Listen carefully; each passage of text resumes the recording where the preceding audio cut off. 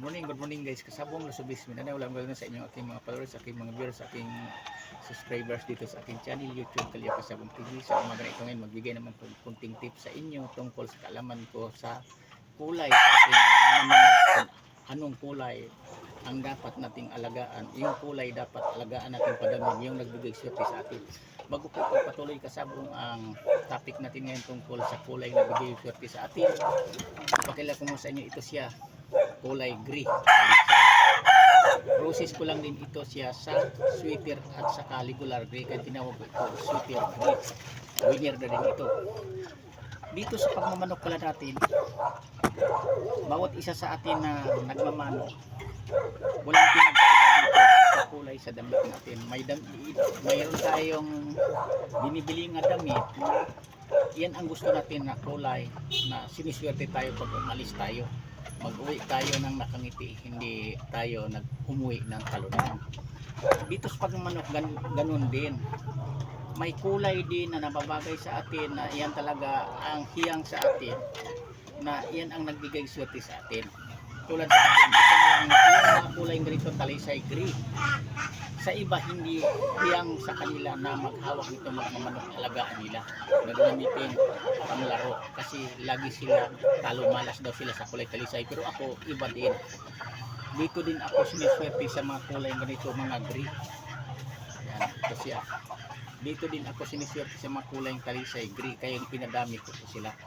Dahil ang kulay kasi sa isa ka manok, kung magmamanok ka, tulad sa akin, nagpapalahi ako ng manok, pinagdaanan ko na, naalagaan ko na iba-ibang kulay, kaya alam ko na puno ng kulay nga nararapat sa akin na alagaan, na nagbibig swerte sa akin. Ito ang mga gray ko.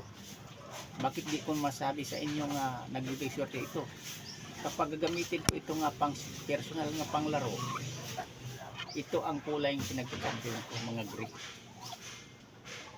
Hindi ako nasisiro dito, hindi ako napahiyap pag ginagamit ko ng mga kulay gray talisay.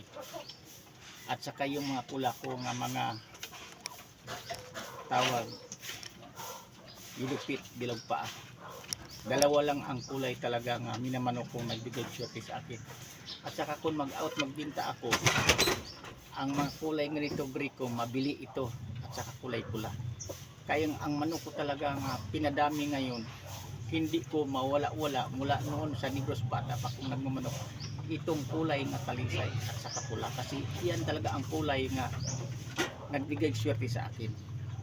At saka katunayan yan, itong mga kulay na minamanok kong binabanggit ko sa inyong gray, talisay at saka pula, iyan ang nakakatulong noong mga maliit pa ang aking mga anak, magsimula pang nag-aral.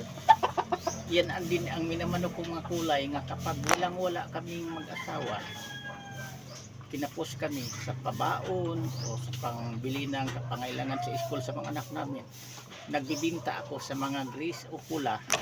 Madaling mabili, maibigay ko ngayon ang pangailangan sa aking anak, libro mayan o uniform. Kaya malaking itulong ito sa akin.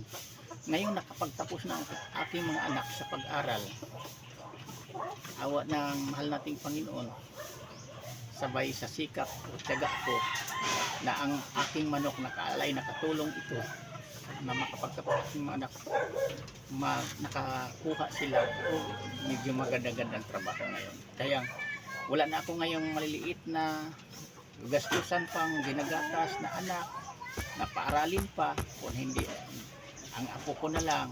May apo akong pinalalayan ko rin, mas lalo ko na pinadami ang aking mga manok. At saka imbis ang budget ko mapunta sa pang-budget sa mga anak ko dati nag-aral, napunta na ngayon sa manok. Kaya ang mga manok ko, suportado ko na, hindi na ako nagkulang pa.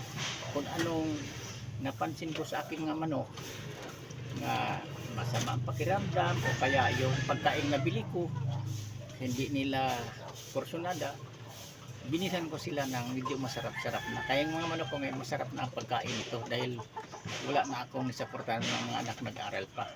Kaya kayong mga baguhan pa lang, pinaka-importante talaga sa magmamanok tayo, unahin natin pamilya. Kasi ako nagmamanok ako, hindi ko muna iniisip ang pagsarili na alis ako, pwede na ang manok ko. Inuuna ko muna ang aking mga anak. Sa totoo lang, nabuhay ang ginagawa ko mismo. Pag tuwing bakasyon, walang mga pasok ang mga bata, saka ako nag-enjoy, nagala ako ng manok kung saan saan ako dumadayo ng mga sabungan kapit, kasi hindi rin ako nagtutupada. Kagaya sa probinsya dati, tupada ang tawag noon, pista-pista, pero ngayon nandito na ako nakatira sa Metro Manila, ang hindi na ako sumali na ikipagsapalaran pa ng tutupada. Doon ako mismo sa mga malaking sabungan kapit. Kaya ang mga manok ko, ang harap nito katunggali, hindi basta-basta din na magmanok pag pumunta ka sa malaking mga tinawag hari na sabungan kapit. Yan lang, sana may hanggang konting mapulot-mapulot mga babang pa lang na dito sa pagmamanok. Kaya ginawaan ko itong content video, ginawaan ko history, ang karanasan ko sa pag-alagang manok, parang maibahagi ko sa mga baguhan pa lang na dito sa pagmamanok. Manok lang ito, pero malaki ito, maitulong kung marunong kang magdala para sa ikagaganda sa kinabukasan sa iyong anak, sa iyong pamilya. Yan lang, thank you ulit.